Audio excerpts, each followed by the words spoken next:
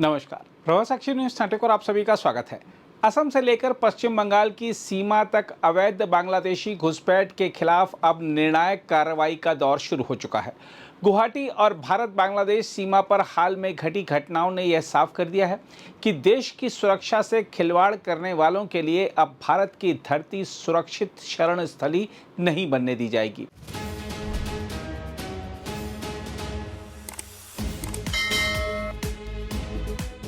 सुरक्षा एजेंसियों ने अपनी सख्त कार्रवाई के जरिए यह स्पष्ट संदेश दे दिया है कि बिना वैध दस्तावेज भारत में घुसने वालों को किसी भी कीमत पर बख्शा नहीं जाएगा। हम आपको बता दें कि गुवाहाटी के पलटन बाजार इलाके में मंगलवार रात पुलिस ने जांच अभियान के दौरान 10 संदिग्ध बांग्लादेशी नागरिकों को हिरासत में लिया। नियमित जांच के दौरान जब उनसे पहचान पत्र और भारत में वैध प्रवेश से जुड़े दस्तावेज मांगे गए तो वे कोई संतोषजनक उत्तर नहीं दे सके। इसके बाद पुलिस ने उन्हें तत्काल हिरासत में लेकर पूछताछ शुरू की।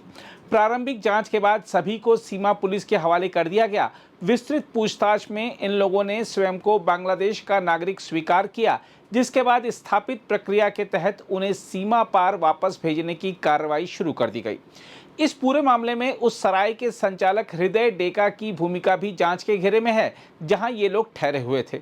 आरोप है कि सराय संचालक ने नियमों के अनुसार ठहरने वालों की पहचान का सत्यापन नहीं किया। यह लापरवाही केवल कानूनी उल्लंघन नहीं बल्कि राष्ट्रीय सुरक्षा के साथ गंभीर खिलवाड़ माना जा रहा है। इसके कुछ दिन पहले ही 19 जून को भी गुवाहाटी के आर्य नगर इलाके से 13 संदिग्ध बांग्लादेशी नागरिक पकड़े गए थे।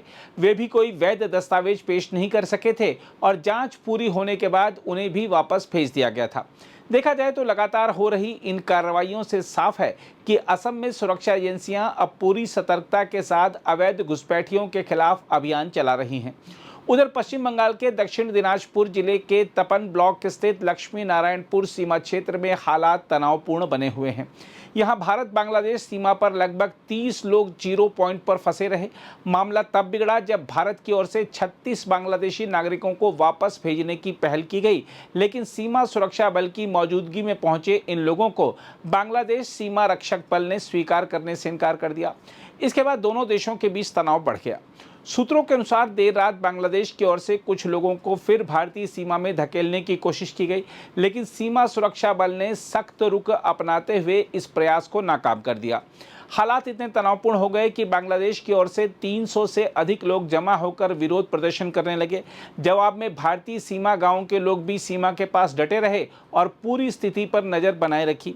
दिन भर दोनों देशों के अधिकारियों के बीच कई चरणों में बैठकें हुई, लेकिन देर शाम तक कोई अंतिम समाधान सामने नहीं आ सका। हम आपको बता दें कि यह इलाका लंबे समय से अधूरी सीमा बाढ़ और भूमि विवादों के कारण घुसपैठ के लिए संवेदनशील माना जाता रहा है। अब प्रशासन सीमा सुरक्षा को और मजबूत करने के लिए तेजी से जमीन हस्तांतरण और बाढ़ निर्माण की प्रक्रिया आगे बढ़ा रहा है। इसके अलावा सीमा पर बढ़ते तनाव के बीच भारत बांग्लादेश संबंध अब नए दौर की खींचतान में प्रवेश करते दिखाई दे रहे हैं। बांग्लादेश की नई सरकार के सत्ता में आने के बाद शुरुआत में रिश्तों में सुधार की उम्मीद जगी थी, लेकिन अब सीमा प्रबंधन, अवैध घुसपैठ, अल्पसंख्यकों की सुरक्षा और नदी जल बंटवारे जैसे मुद्दों ने दोनों देशों के बीच तल्खी बढ़ा दी है।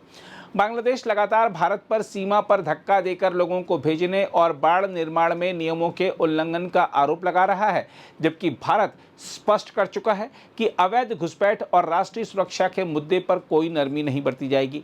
संयुक्त राष्ट्र तक ने सीमा तनाव पर चिंता जताई है। ऐसे माहौल में यह सवाल और गंभीर हो गया है कि आखिर बांग्लादेश अपनी धरती से होने वाली घुसपैठ और कट्टरपंथी तत्वों पर कब लगाम लगाएगा। साथ ही स्थिति को और संवेदनशील बना रही है चीन की तेजी से बढ़ती सक्रियता। बांग्लादेश के प्रधानमंत्री तारिक रहमान ने अपने पहले विदेशी दौरे के लिए चीन को चुनकर साफ संकेत दिया है कि ढाका अब नई सामरिक दिशा में आगे बढ़ रहा है। हम आपको बता दें कि तारिक रहमान के चीन दौरे के दौरान मोंगला बंदरगाह के पास जिस आर्थिक क्षेत्र को पहले भारत के लिए चिन्हित किया गया था, अब वहां चीन की सरकारी कंपनी को परियोजना सौंप दी गई है। यही नहीं, तीस्ता नदी परियोजना में भी चीन की भागीदारी भारत की सुरक्षा चिंताओं को बढ़ाने वाली मानी जा रही है, क्योंकि यह इलाका सिलीगुड़ी गलियारे जैसे बेहद संवेदनशील क्षेत्र के करीब है। हिंद महासागर में चीन पहले ही कई बंदरगाह परियोजनाओं के जरिए अपना प्रभाव बढ़ा चुका है और अब बांग्लादेश में उसकी पैठ भारत के लिए नई रणनीतिक चुनौती बनती जा रही है। बहरहाल इन घटनाओं ने एक बार फिर साबित कर दिया है कि अवैध बांग्लादेशी घुसपैठ अब केवल सीमा पार चोरी छिपे प्रवेश का मामला नहीं रह गया, बल्कि यह भारत की आंतरिक सुरक्षा, जनसांख्यिकी संतुलन और सामरिक हितों से जुड़ा गंभीर खतरा बन चुका है। सीमा पर लगातार बढ़ती सख्ती और सुरक्षा एजेंसियों की कार्रवाई ने साफ संकेत दे दिया है कि भारत अब घुसपैठियों के खिलाफ जीरो टॉलरेंस की नीति पर आगे बढ़ रहा है। जो लोग भारत की सीमा को कमजोर कड़ी समझकर यहां घुसने की कोशिश करेंगे, उन्हें पहचान कर वापस भेजा जाएगा और उनके मददगारों पर भी कठोर कार्रवाई होगी। साथ ही चीन की बढ़ते दखल और बांग्लादेश की बदलती रणनीतिक दिशा ने भारत के सामने नई चुनौती खड़ी कर दी है। ऐसे समय में देश को मजबूत सीमा सुरक्षा, तेज कूटनीतिक रणनीति और कठोर आंतरिक निगरानी के साथ आगे बढ़ना होगा, ताकि राष्ट्रीय सुरक्षा के साथ कोई विरोधी ताकत किसी प्रकार का खिलवाड़ ना कर सके। अगर आप भी लेना चाहते हैं देश दुनिया की तमाम जानकारी, तो आज ही सब्सक्राइब करें हमारे चैनल को।